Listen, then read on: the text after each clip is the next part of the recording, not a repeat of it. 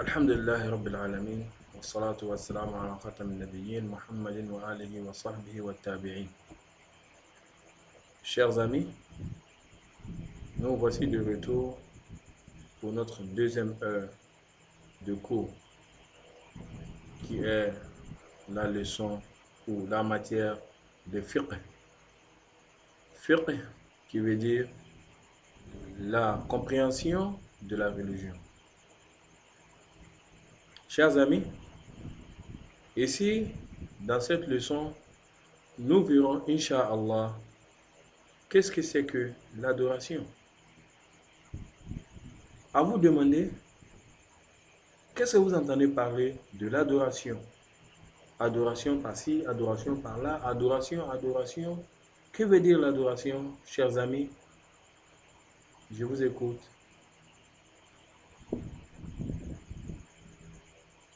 Bien, merci bien.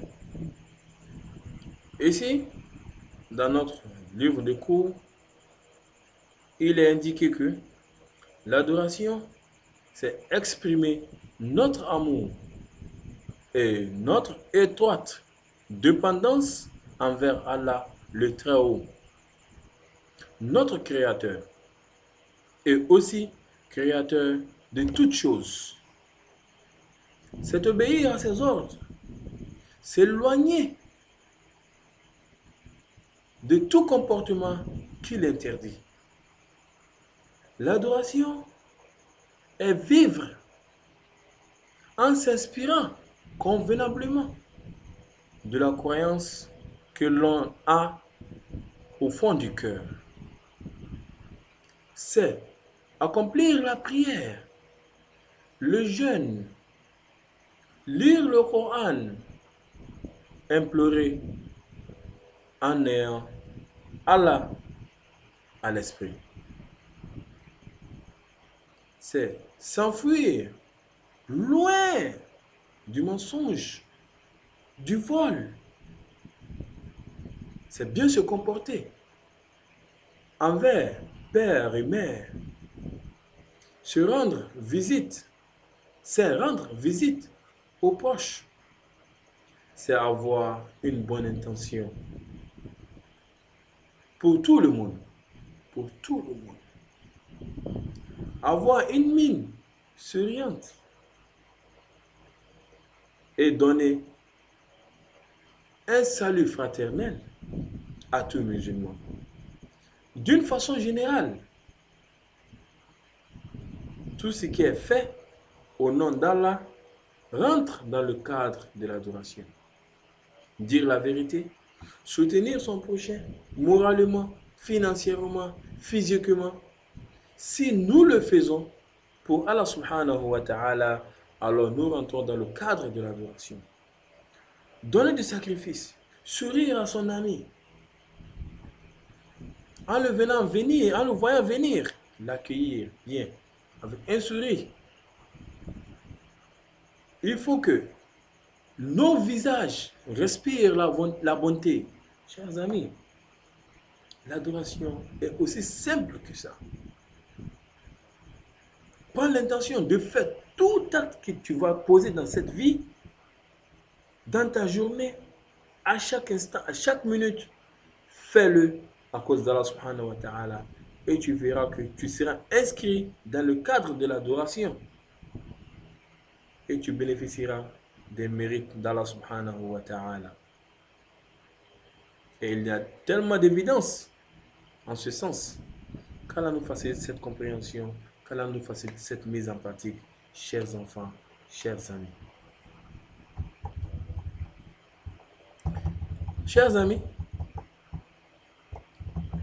ici, le prophète sallallahu alayhi wa sallam nous dit l'invocation, c'est l'adoration. Vous trouverez ce hadith dans la référence suivante à Tirmidhi, livre de l'invocation.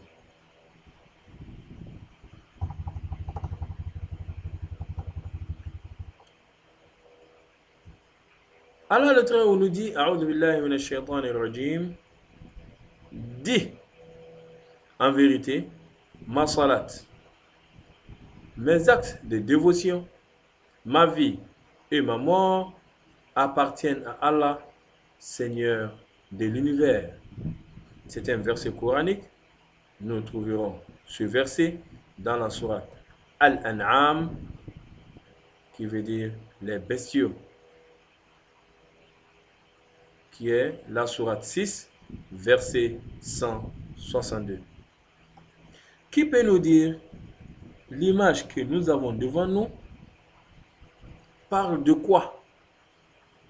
Qu'est-ce que ce jeune homme aussi charmant comme vous en train de faire ici, chers amis?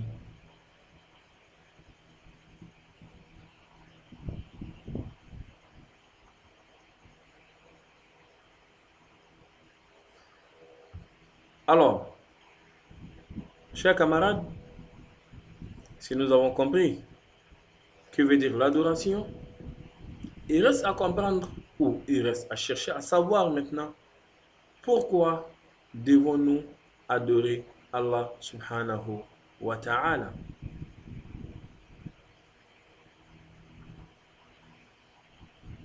Oui, qui peut nous répondre à cela? Nous allons prendre 2 personnes pour répondre à cette question. Et ensuite, nous allons voir ce que notre document nous propose. À chaque instant de notre vie, ce que le livre dit, nous trouvons les innombrables dons d'Allah. L'air que nous respirons, l'eau que nous buvons, le pain que nous mangeons, les fruits et légumes aux couleurs et aux goûts différents, la viande que nous mangeons et le lait que nous buvons, les animaux, etc. Tout cela nous a été offert par Allah subhanahu wa ta'ala, le Très-Haut, en guise de délices et de bienfaits. Nous aimons une personne qui nous a fait du bien, même tout petit, n'est-ce pas?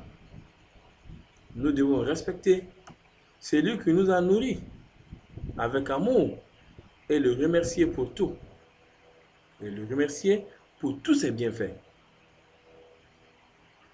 S'il nous donne une responsabilité, nous devons y faire face avec plaisir, n'est-ce pas?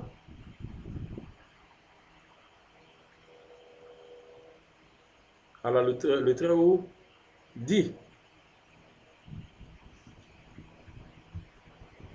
et lorsque votre Seigneur proclama, si vous êtes reconnaissant, très certainement, j'augmenterai mes bienfaits pour vous. Ce verset se trouve dans la sourate Ibrahim, sourate 14, verset 7.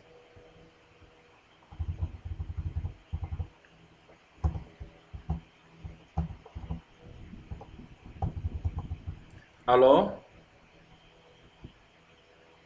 est-ce que nous ne devons pas remercier et accomplir les actes d'adoration qu'Allah nous a ordonnés?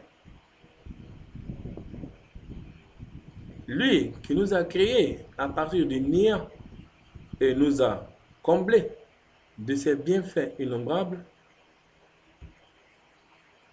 Ainsi, en adorant Allah, nous l'aurons remercié pour tous les bienfaits qu'il a créés pour nous. Avec nos actes d'adoration, nous lui montrerons notre foi, notre amour et notre dévouement. Ainsi, nous gagnerons son affection. Et si Allah nous aime, il nous donnera dans l'au-delà encore plus de bienfaits que ce qu'il nous a donné ici-bas. Et nous vivrons heureux au paradis éternellement, qu'Allah nous accorde le paradis. Dites Amen. Le prophète sallallahu alayhi wa sallam nous enseigne en disant, regardez ceux qui sont plus bas que vous et ne regardez pas ceux qui sont plus hauts. Cela est plus à même de vous éviter de sous-estimer le bienfait de Dieu à votre égard. Allahu Akbar. Cet hadith, nous le trouvons dans la référence suivante, Muslim, dans la rubrique, dans le chapitre Juhd 9. Alors, chers amis, comme nous avions pris du temps dans notre leçon de Tawhid, alors nous allons réduire notre cours de fiqh ici.